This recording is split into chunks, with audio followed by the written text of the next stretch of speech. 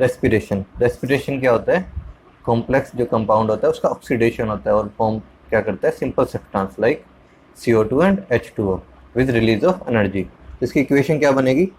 C6H12O6 is a carbohydrate with oxidation with oxygen and release of simple substance like CO2 और H2O। और इसमें क्या होता है? एनर्जी निकलती है। एनर्जी किस में कन्वर्ट हो जाएगी बाद में? ATP में। तो जो कार्बोहाइड्रेट होता है कॉम्प्लेक्स कंपाउंड, उसकी ऑक्सीडेशन होती है और वो किस में कन्वर्ट हो रहा है? सिंपल सब्सटेंस में, CO2 एंड H2O।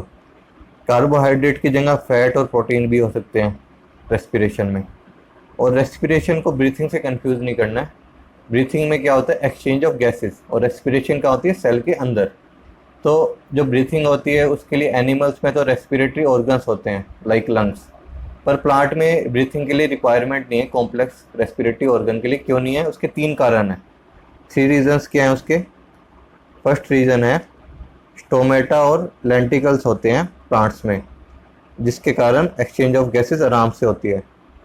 दूसरा कारण है रेट ऑफ रेस्पिरेशन जो प्लांट में होती है वो बहुत कम होती है, तो इसके कारण उनको ब्रीथिंग के लिए बहुत ज़्यादा रिक्वायरमेंट नहीं होती किसी रेस्पिरेटरी ऑर्गन की।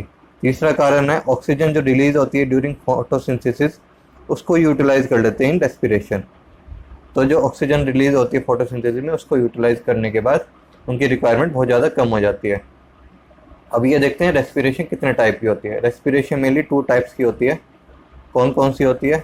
एरोबिक और एनारोबिक। एनारोबिक रेस्पिरेशन में ऑक्सीजन की रिक्वायरमेंट नहीं होती, विदाउट ऑक्सीजन। एरोबिक में ऑक्सीजन की रिक्वायरमेंट होती है। और क्या डिफरेंस होता है? एरोबिक में जो प्रोडक्ट बनता है वो क्या बनता है? CO2 and H2O। और एनारोबिक में क्या बनेगा? इथाइल अल्कोहल बनेगा या फिर लैक्टिक एसिड बनेगा। जो एरोबिक और एनारोबिक रेस्पिरेशन होती है, इसमें पहले ग्लूकोज किस में कन्वर्ट होएगा? पहले होएगा पायरुविक एसिड में, बोथ एरोबिक एंड एरोबिक। इसे कहते हैं ग्लाइकोलिसिस। तो ग्लाइकोलिसिस रिएक्शन किस में होती है? दोनों में होती है, एरोबिक में भी होती है, एनारोबिक में भी होती है। तो डिफरेंस कहाँ आता है? जो पायरुविक एसिड बनता है, अगर वो aerobic respiration, presence of oxygen, तो वो कहाँ जाएगी? क्रेब्स साइकिल में। अगर एनारोबिक रेस्पिरेशन है तो ये किस में जाएगा? या तो प्लांट्स में एनारोबिक रेस्पिरेशन है तो पायरुविक एसिड क्या बनाएगा? अल्कोहल बनाएगा फ्रॉम एसिटाल्डिहाइड। अगर एनारोबिक रेस्पिरेशन है एनिमल्स में, लाइक ह्यूमंस में कहाँ होती है? मसल्स में, तो क्या बनाएगा? लैक्टिक एसिड बनाएगा। तो एनारोबिक रेस्पिरेशन में या तो लैक्टिक एसिड बनेगा या इथाइल अल्कोहल बनेगा। तो अब ये देखते हैं कि फर्मेंटेशन क्या होता है। फर्मेंटेशन क्या होता है? Fermentation is a type of anaerobic respiration. तो डिफरेंस क्या होता है फर्मेंटेशन एनारोबिक रेस्पिरेशन में? फर्मेंटेशन होती है एक्स्ट्रा सेलुलर एंजाइम के कारण।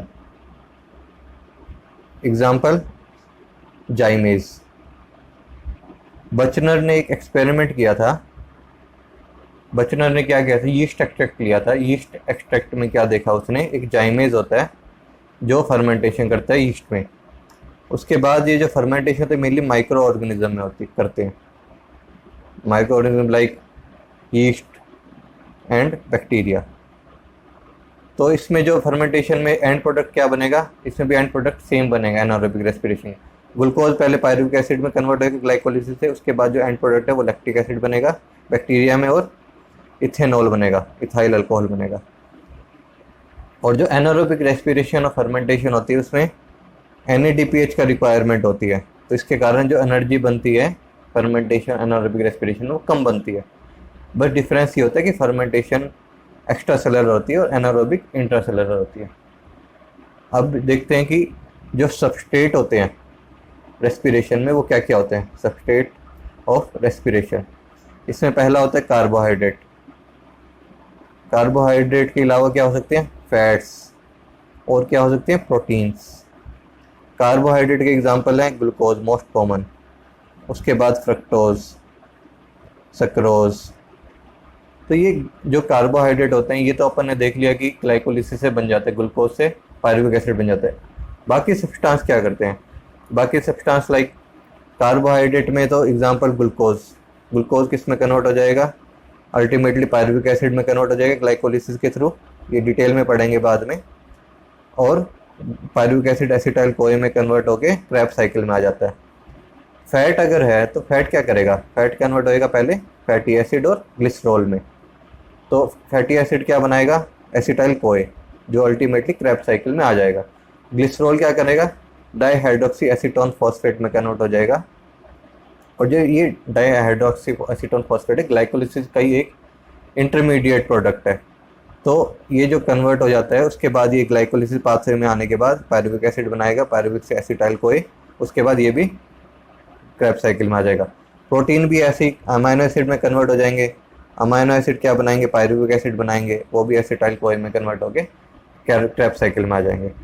तो जो सक्रोज होता है वो क्या करता है, जो सक्रोज क्या करेगा, सक्रोज तो कन्वर्ट करेगा ग्लूकोज में और फ्रक्टोज में। सक्रोज पहले टूट जाता है फ्रक्टोज और ग्लूकोज में, ग्लूकोज तो अल्टीमेटली ग्लाइकोलिसिस पाथवे में आ गया। फ्रक्टोज कैसे आएगा, फ्रक्टोज पहले कन्वर्ट होएगा फ्रक्टोज 1,6 बाइफॉस्फेट में, उसके बाद ये भी ग्लाइकोलिसिस पाथवे में आ जाएगा। तो ऐसे सब जो भी रेस्पिरेटरी सबस्ट्रेट होता है ये अल्टीमेटली किस में कन्वर्ट हो जाता है, पायरुविक एसिड में, और ये पायरुविक एसिड क्रेब्स साइकिल में आ जाता है। अगर मान लो रेस्पिरेटरी सबस्ट्रेट कार्बोहाइड्रेट है, लाइक कार्बोहाइड्रेट, तो उस रेस्पिरेशन को क्या कहेंगे, उस रेस्पिरेशन को हम कहेंगे floating respiration. Floating respiration, respiration में अगर रेस्पिरेटरी सबस्ट्रेट सिर्फ कार्बोहाइड्रेट है तो उसे कहते हैं हम फ्लोटिंग रेस्पिरेशन।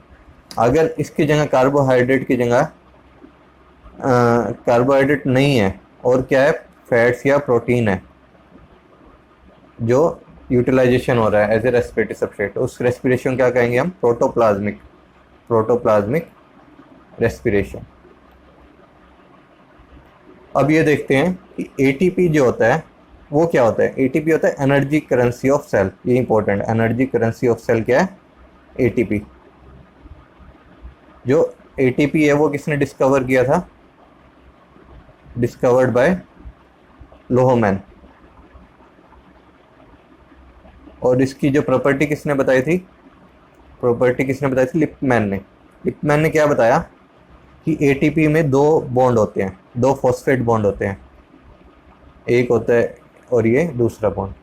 तो ये जो बॉन्ड टूटते हैं, एएमपी सॉरी, एएमपी में दो फॉस्फेट बॉन्ड जुड़ के एटीपी बनाते हैं। तो एडीपी में एक फॉस्फेट बॉन्ड जुड़ेगा तो एटीपी बनेगा, ठीक है।